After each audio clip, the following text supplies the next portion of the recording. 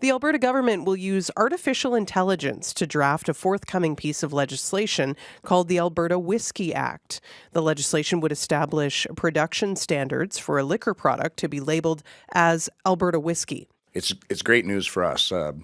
I know that the Premier and her team did a fact-finding trip down to Kentucky about a month ago to see how the Bourbon Trail was established and what are the key components to make that a successful business model. And they're basically using that as something they're going to copy here. I know that the Bourbon Trail brings about $9.2 billion into the Kentucky economy every year. So if we can do anything anywhere near to that here in Alberta, that's fantastic.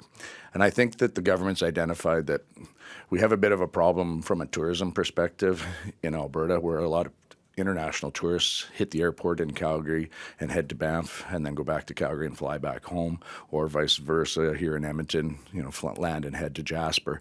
And we need them to spend a little more time exploring more of rural Alberta, and a lot of the distilleries are in rural Alberta.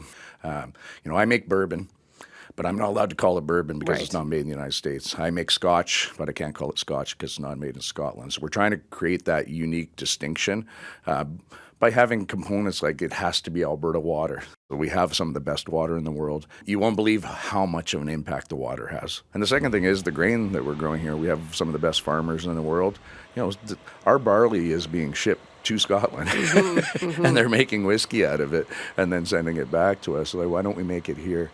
What do you make of the fact, though, that this legislation is going to be crafted using artificial intelligence? I complain all the time that business is always way ahead of government, and I think in this case, actually, government might be a bit ahead of business for a change. Crafting a bill like this and getting it to a vote quite often will take up to 2 years. They're estimating it's reducing the amount of time to build the bill by 80%. I applaud the minister and his outside-the-box thinking, and I think it's the way of the future, to be quite honest with you.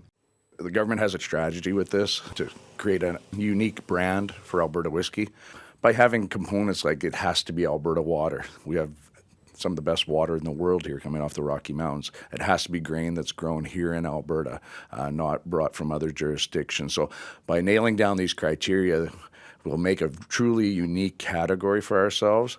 And we have some amazing, passionate distillers here in Alberta that are winning awards both nationally and internationally. So the distillers have done kind of the first step of it now, and it's nice to see the government stepping up to do the next part of the project.